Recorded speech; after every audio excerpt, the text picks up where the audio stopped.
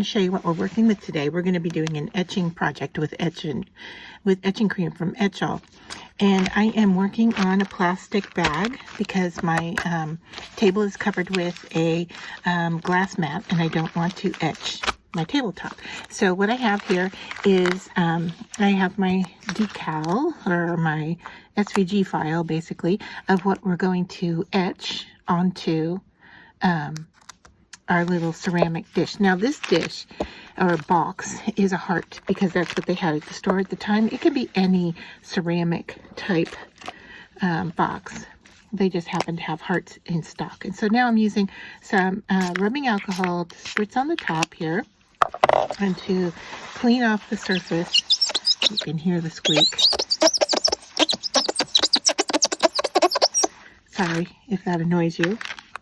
And then what I'm going to do here is I'm going to take my design and I'm going to fold it in half down the middle so I can see where I want to line this up on my heart surface. So you can see here that it's going to go something similar to that. Okay, so now I'm going to peel off the backing. Now prior to this, I cut this design on my maker and I weeded it, and I really it is a very detailed little cut, and so I used my Cricut, is it called a light mat? I'm not sure. Light whatever.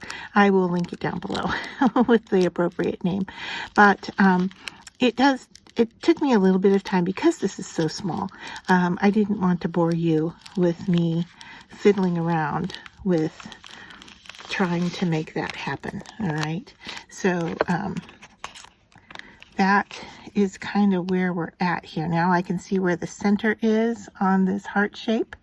And I am looking to kind of gauge it left to right. I guess top to bottom is what I'm saying. Top to bottom on here. And I kind of hope that's a good location. Let's see. How close are we there? And how close are we there? I know I'm centered left to right. It's just the top to bottom placement. I want to see if that looks decent enough. And I think it does.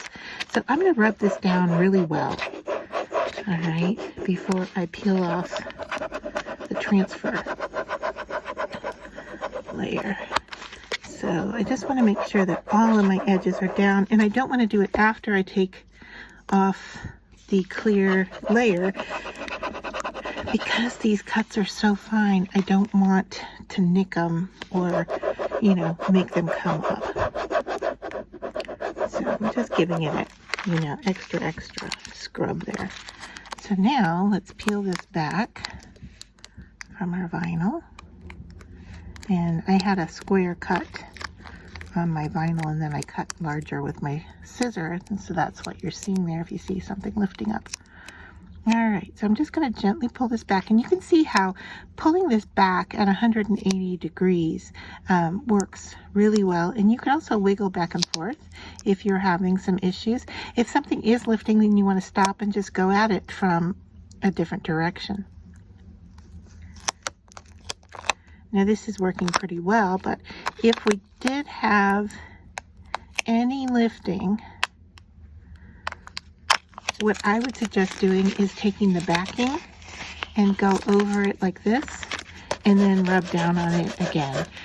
Just so that when you rub down, you don't lift any of those little small pieces, because this is a very small, delicate design.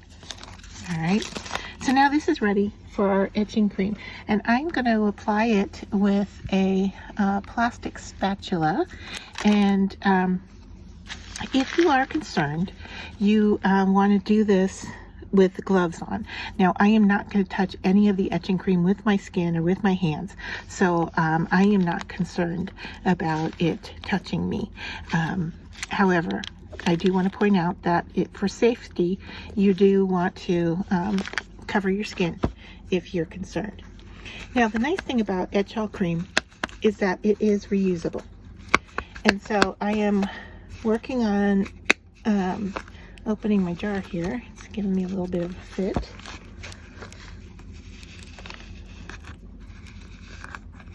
I'm not sure why.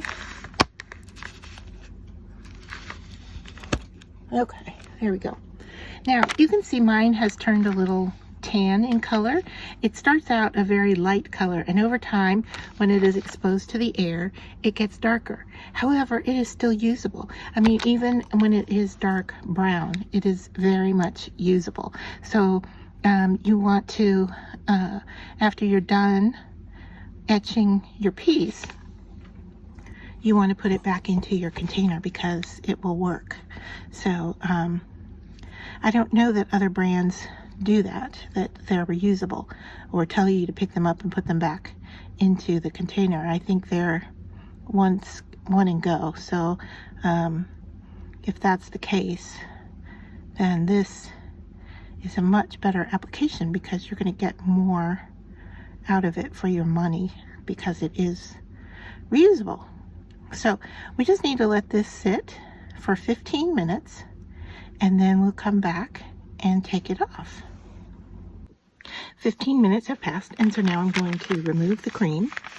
Once again, using my spatula to get up as much as I can.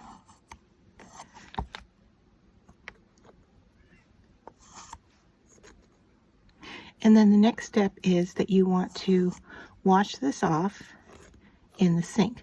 Now this is a little project, and I am in my studio where I don't have a sink very close by. So what I do instead is I clean it off with a baby wipe. All right, so I'm just looking for my baby wipe here, and I'm gonna gently wipe this off.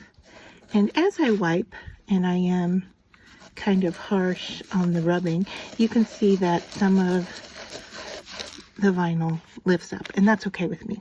All right, so now I'm going to put that into my trash, and now I can lift up and remove our vinyl. For another step here, what I'm going to do is I clean it off after I remove my vinyl. I clean it off with rubbing alcohol. Now that is not a necessary step, but that is something that I do while I am down here without a sink and access. Now, if you have trouble removing your vinyl, and remember, I rubbed this down really well.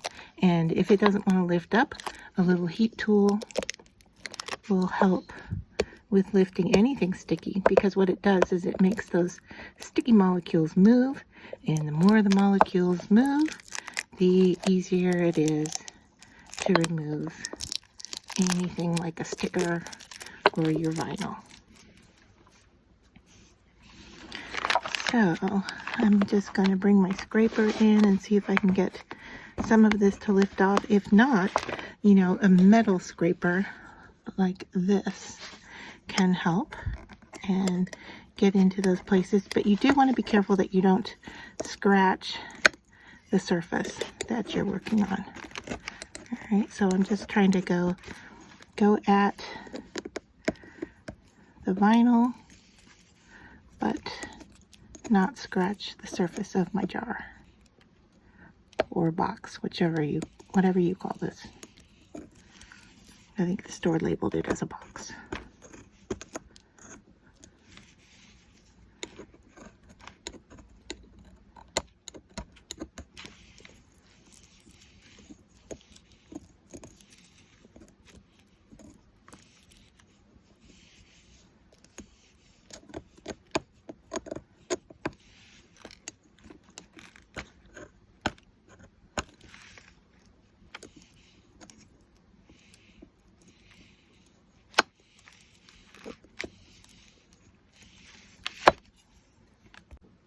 All right, so like I said, I am ready to clean this off with rubbing alcohol.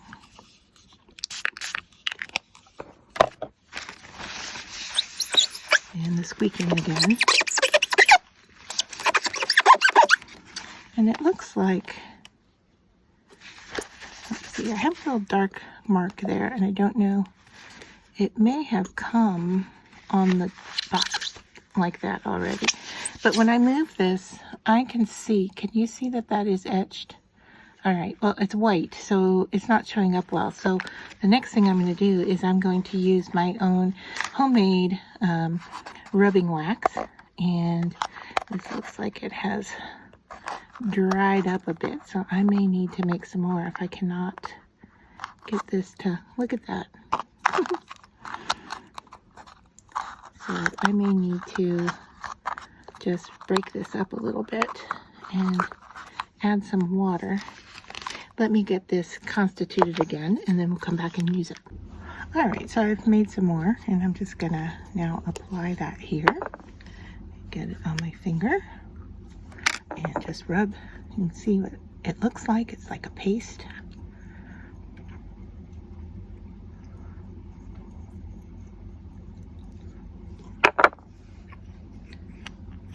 Put my chem back into the container. A little bit goes a long way.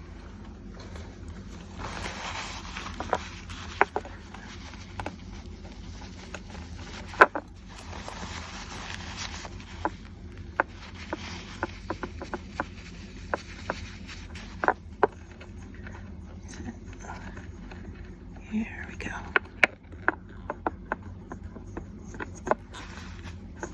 Okay, I'm starting to rub it off, so I'm going to put a little bit more on there.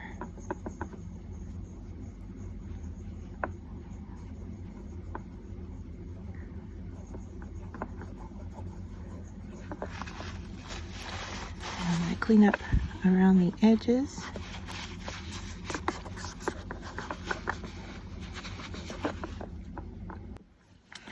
I want to show you that how when I turn it in the light, that you can see how shiny that gold is on the surface. Now if you want, you can do a coating on top of this to protect it. This is a water-based rubbing cream. So yeah, you could, you know, put a spray fix over the top if you want. But yeah, I like the antique look of it, and it matches the gold around the outer edge. So that's fun. Another option you could do is to etch something on the inside, like what if you put an I love you or something like that, depending on who you're giving your gift to.